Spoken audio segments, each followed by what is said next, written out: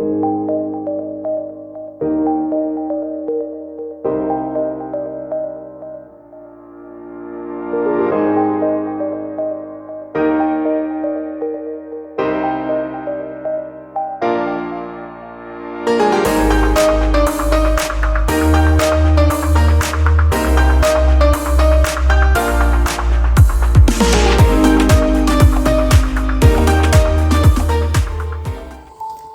Colombia, el 4 de febrero del 2009, sucedió una de las peores masacres hacia el pueblo indígena Aguad, en el resguardo de Tortugaña, Telembí, entre los municipios de Barbosa y Ricaurte, en el sur de Nariño. Las víctimas de esta masacre fueron los indígenas Aguad, que en medio de una guerra de poder entre el ejército y las guerrillas de las FARC, deja como resultado 17 muertos, incluidas 2 mujeres en gestación.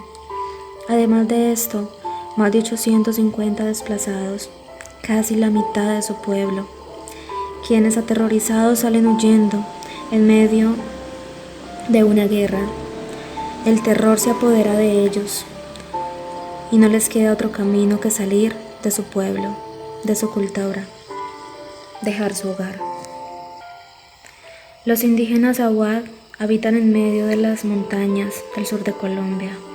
Están acostumbrados a moverse en la selva, a vivir en ella, a guardar sus costumbres, pero desafortunadamente también han tenido que aprender a vivir bajo el conflicto armado entre el ejército y las guerrillas de las FARC, un conflicto del que ellos solo son víctimas, un conflicto donde ellos nada tienen que ver, pero sí han tenido que vivir el horror de una guerra fría.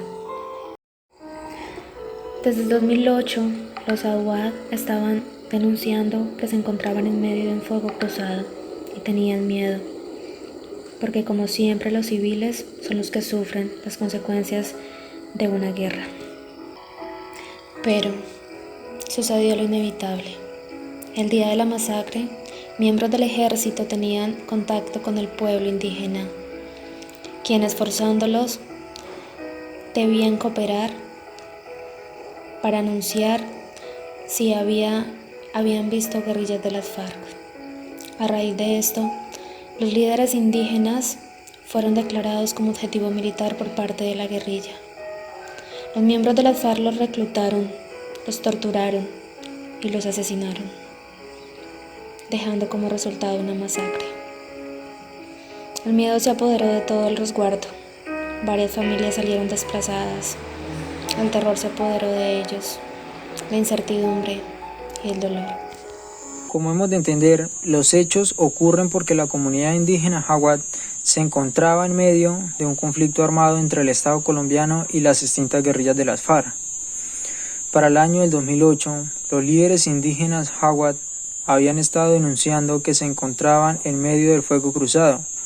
Tan solo 9 días antes de la masacre, la Corte Constitucional, por medio del auto 004 del 2009, declaró a los Aguad y a otros 34 pueblos indígenas en riesgo de exterminio físico y cultural.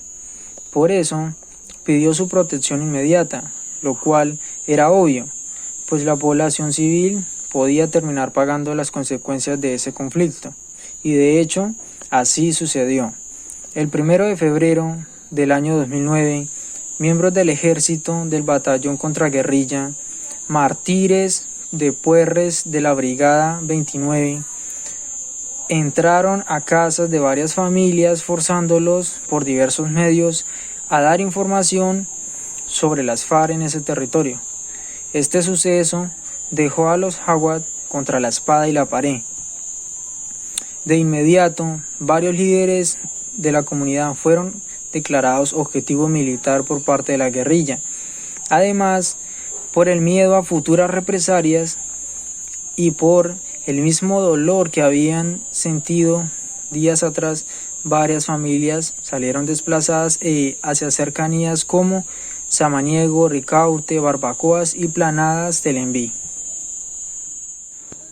Tan solo 3 días después del roce con el ejército, miembros de las FARC retuvieron a 20 personas del resguardo indígena Aguad, incluyendo mujeres y niños, y los arrastraron a la quebrada conocida como El Ojal, donde asesinaron y torturaron a 14 de ellos.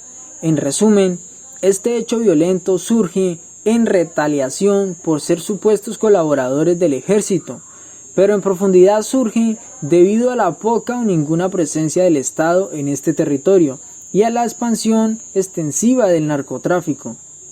Por otra parte, el papel que tiene el desplazamiento forzado en este escenario no es más que el interés de estos grupos criminales, en este caso las FARC, por la adquisición masiva de tierras y el control de la región y sus territorios para el cultivo ilícito de coca, su fabricación y su transporte.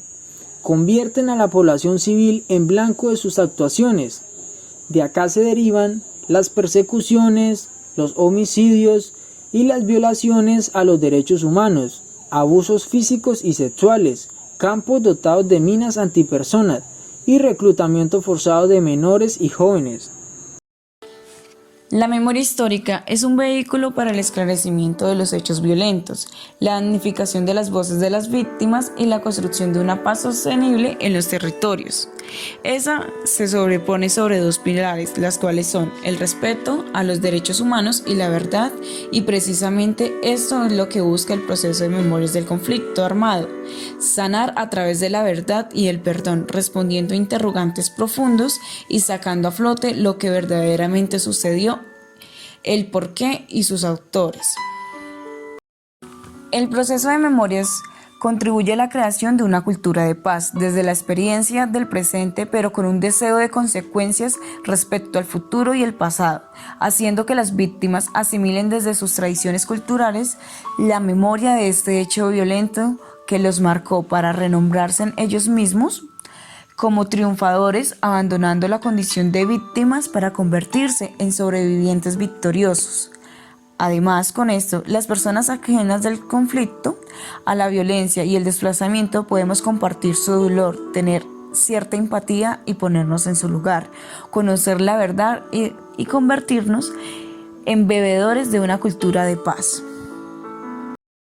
Para ampliar un poco más el tema de cómo el proceso de memoria del conflicto armado en Colombia contribuye a la construcción de una cultura de paz. Tenemos una mirada: 70 años de conflicto armado han dejado huellas sobre gran parte de la sociedad colombiana. Los campos y ciudades han vivido cambios sustanciales, luego de que millones de personas abandonaran sus territorios por causa de la violencia y tuvieran que reconstruir sus vidas en lugares desconocidos. La afectación psicosocial también ha sido protagonista. En muchas regiones de Colombia el miedo persiste, las heridas siguen abiertas, subsisten las estigmatizaciones y asesinatos a líderes sociales, así como la polarización y la fragmentación. Por eso es necesario constatar que el pasado doloroso no se ha cerrado. Desde hace 10 años, el Grupo de Memoria Histórica y luego el Centro Nacional de Memoria Histórica han recogido las narraciones de las víctimas de la violencia, en búsqueda de sustituir la venganza por la esperanza y así, con el tiempo, abrir el camino para la reparación, la justicia social y la consolidación de un país democrático y crear una cultura de paz y reparación. El papel del Estado es ser facilitador del hecho creativo. Los procesos artísticos y su disfrute son fundamentales para construir una cultura de paz. Tejido social: ese es el mejor camino para construir un país en paz. El reconocimiento del conflicto armado interno en Colombia es también el reconocimiento de nuestra historia. Esta es una oportunidad para pensar en que tanto este conflicto armado nos ha afectado socialmente y propiciar espacios donde se promueva la cultura como herramienta de reconstrucción de la memoria histórica y de reparación simbólica, manifiesta Moisés Medrano, director de Poblaciones del Ministerio de Cultura.